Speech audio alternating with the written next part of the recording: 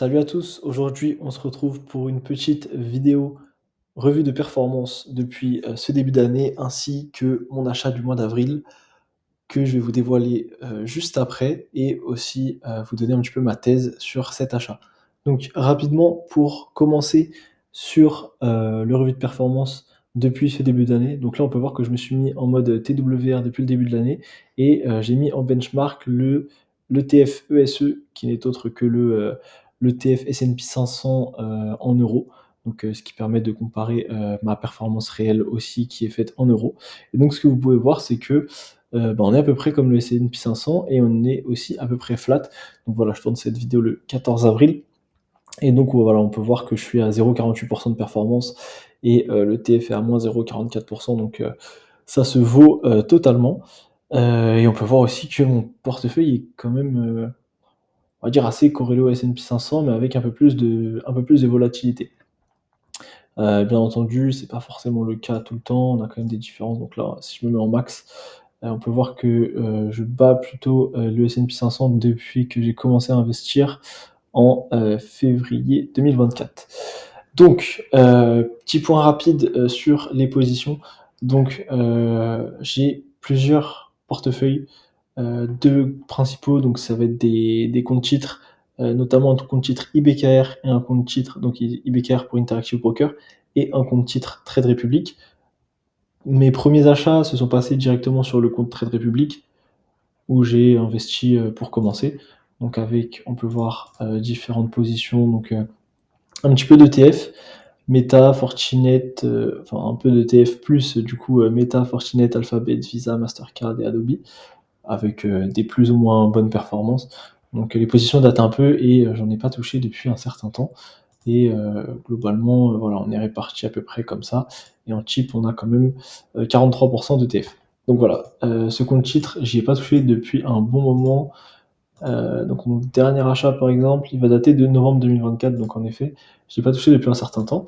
Et sinon, bon, j'ai aussi un PEA Interactive Broker sur lequel j'ai très peu fait d'achats pour le moment. Et donc sur le compte titre Interactive Broker, qui est celui que j'utilise le plus désormais, là on peut voir que j'ai un peu plus d'argent dessus. Et du coup, au niveau des positions, on a du Medpace, du Adobe, que j'ai acheté tout de même assez récemment, donc voilà, 2025 10-06. Donc j'ai initié ma position en octobre. Bon, on peut voir que pour l'instant le pari est pas tout à fait gagnant, hein, puisqu'on est à moins 27% de performance, mais j'ai quand même bon espoir que la valorisation remonte, parce qu'en effet le PER est assez bas par rapport aux moyennes historiques d'Adobe. Bien entendu, on sait pourquoi, avec la plausible disruption de Adobe par l'IA. Personnellement, j'ai un peu de mal à y croire. On verra si l'avenir me donne raison ou tort. En tout cas, j'ai initié une position dessus. Pourquoi pas la renforcer, mais je veux pas non plus parier énormément là-dessus. Donc voilà, en termes de position, là j'ai 1000 euros. Bon, moins 27%, donc ça veut dire que j'en avais investi quand même un petit peu plus. Mais globalement, on est sur ça. Ensuite, voilà, des positions qui marchent plutôt bien, du Medpace Holding, du Applied Materials avec une performance, je dirais aberrante, du Arista Networks, du Alphabet qui fonctionne très bien aussi. Et enfin, ma dernière position que je viens d'initier sur Uber. Donc je vais vous parler un petit peu aussi de Uber, mais donc Uber, j'ai ouvert une position du coup de 4,5% sur donc mon portefeuille Interactive Broker. Et si on se met en all, ça représente 3,3%. Et du coup, donc j'en ai acheté le 10 avril pour 700 $, donc environ 600 euros, et du coup à 70 $ par part. Donc actuellement, on va regarder où on en est sur Uber. On en est à 72 $, donc une petite plus-value pour l'instant, mais comme je viens d'initier la position, ça c'est pas réellement parlant ni représentatif. Donc, par rapport à Uber, quelle a été ma thèse d'investissement? J'ai acheté pour deux raisons. Donc, tout d'abord, les fondamentaux qui sont très solides selon moi. Puis ensuite, il y a aussi la valorisation qui selon moi, me paraît assez basse. Donc si on regarde au niveau, du price earning, on est à, 14,90, ce qui est assez faible pour, une entreprise de qualité qui a de la croissance. Pourquoi, la valorisation est aussi basse? Je vais en reparler en détail, mais c'est à cause des doutes sur les véhicules autonomes. Donc au niveau, des fondamentaux, on est plutôt assez bien. Donc si on se met en pourcentage year-on-year, donc 2022, on a une année avec une très forte croissance, mais c'est pas forcément représentatif. Mais en tout cas, sur les dernières années, on a eu du +17 et du +18%, donc ce qui est, plutôt une très bonne croissance.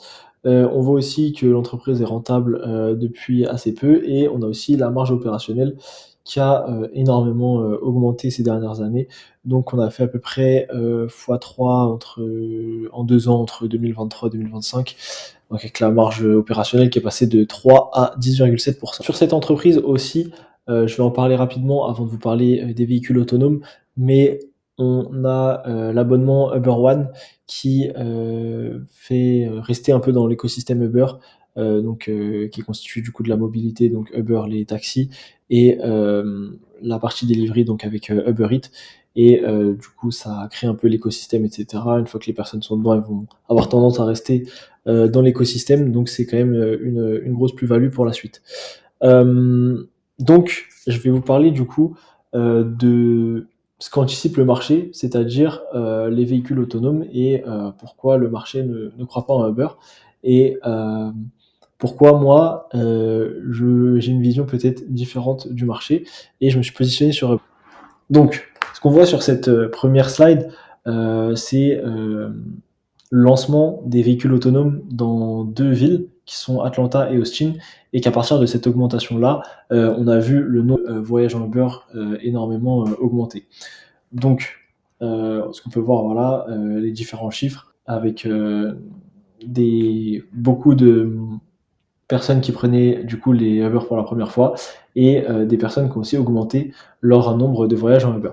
Donc justement, on peut voir ça surtout depuis, le lancement, des véhicules autonomes.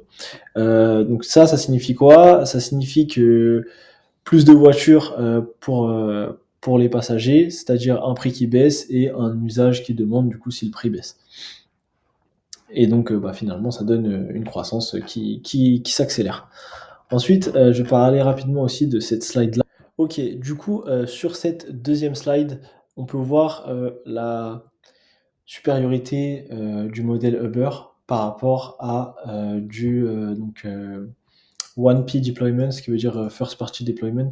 Donc c'est-à-dire que, bah, là, on peut voir du coup dans certaines villes aux États-Unis, dont San Francisco, Los Angeles et Phoenix, on a des véhicules autonomes, une flotte de véhicules autonomes qui a été, déployée par, le vendeur, enfin le créateur du coup des véhicules autonomes.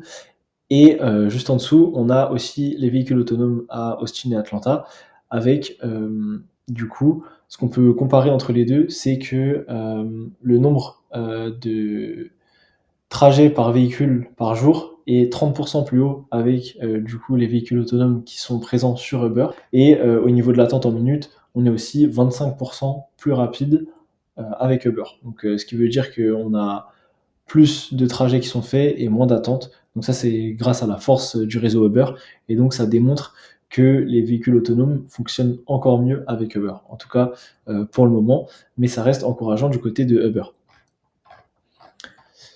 Ensuite, on a du coup, cette slide-là, c'est, la variabilité de la demande. Donc comme vous pouvez voir, le vendredi et le samedi, on a une très forte demande comparée à d'autres jours, notamment par exemple le lundi ou le dimanche, où la demande est assez faible. Ça représente quoi? 45%, de ce qu'on peut avoir, le vendredi ou le samedi. On voit du coup, des pics, qui sont énormes, et en fait, ce que vous pouvez voir dans le bleu foncé, ça va être la part, du coup des, véhicules autonomes, donc des voyages des véhicules autonomes, et le total du coup, avec le bleu foncé plus le bleu clair, et on peut voir que grâce à Uber, en fait, toute la partie bleu clair, ça va être, bah, les conducteurs, humains qui sont là et qui peuvent justement permettre d'absorber la gestion de la demande. Si on avait uniquement des véhicules autonomes, la moitié ou même plus que la moitié ne serait pas forcément utilisé le lundi, ce qui ferait que ce serait un énorme manque à gagner et beaucoup de matériel qui serait, complètement inutilisé. Donc ça, c'est encore un avantage, de Uber, surtout sur cette partie hybride qui va durer encore énormément de temps. Ok, du coup pour cette dernière slide, je vais vous parler des partenariats d'Uber. Et donc ce qu'on peut voir tout de suite, c'est que Uber ne parie pas sur une seule technologie, mais il collabore avec tout le monde. Pour Uber, l'avantage, ce serait qu'il n'y ait pas forcément une technologie qui sort du lot, et qu'il y ait toujours plusieurs acteurs, etc. Puisque ça forcera du coup les personnes à avoir une application qui centralise tout et pas forcément avoir une application pour chaque vendeur de véhicules autonomes. Donc là, le souhait de Uber, ce serait d'avoir une multitude de technologies, enfin en tout cas d'acteurs de véhicules autonomes. Et Uber pourrait donc agréger tout ça dans son application avec la force de son réseau. Et le but, ce serait un petit peu pour Uber que tous ces véhicules autonomes, ça devienne une sorte de commodities, et donc que la valeur se retrouve du coup dans Uber. Aussi, pour parler rapidement des différentes villes, donc là on peut voir que il y a pas mal de villes où les véhicules autonomes ont été installés, et on a quelques villes qui sont aussi en prévision. Par contre, lors de l'installation dans une ville, ça demande énormément de temps et d'investissement, ce qui fait que on n'est pas du tout encore prêt pour un modèle full autonome. On se retrouve beaucoup dans des grandes villes où la carte est connue, etc. Mais ce serait quelque chose de plus compliqué à étendre, ou en tout cas ça va prendre un certain temps. Et donc, en tout cas pour l'instant, je pense que Uber peut profiter du modèle hybride. Et je rebondis sur une vidéo de Xavier Delmas que j'ai vue sur les véhicules autonomes, où il dit que du coup la bourse, elle est très forte pour anticiper les innovations, trouver les bonnes pépites, etc. Mais que la bourse est assez mauvaise à anticiper le timing et le temps que ça prendra pour être complètement installé et rentable. Du coup, en attendant, je pense que le modèle hybride va fonctionner pendant pas mal de temps, et je pense que Uber pourra sortir et continuer à rester un acteur principal sur toute cette période. Et je vois ça comme une période qui va durer quand même un certain temps. Donc voilà, mon but ce serait de garder tout de même l'action à long terme, entre 3 et 5 ans, mais d'ici là, je pense pas que Uber sera. Voilà, donc je vais terminer la vidéo là-dessus. Merci d'avoir regardé. Si vous êtes resté jusqu'à la fin, ça me fait plaisir. Euh, je vous mettrai aussi le lien de la plateforme que j'utilise, la plateforme Wellscale, qui sera directement en description. Et je vous invite à aller essayer, c'est gratuit. Donc n'hésitez pas, ça permet de traquer automatiquement votre patrimoine, faire des recherches sur des actions avec le screener, pouvoir aussi visualiser les dividendes que vous recevez, visualiser le calendrier des futurs résultats d'actions, etc. Voilà, si vous avez des idées de vidéos que vous aimeriez que je fasse, n'hésitez pas à me le dire. Je vous remercie encore et bonne journée à tous.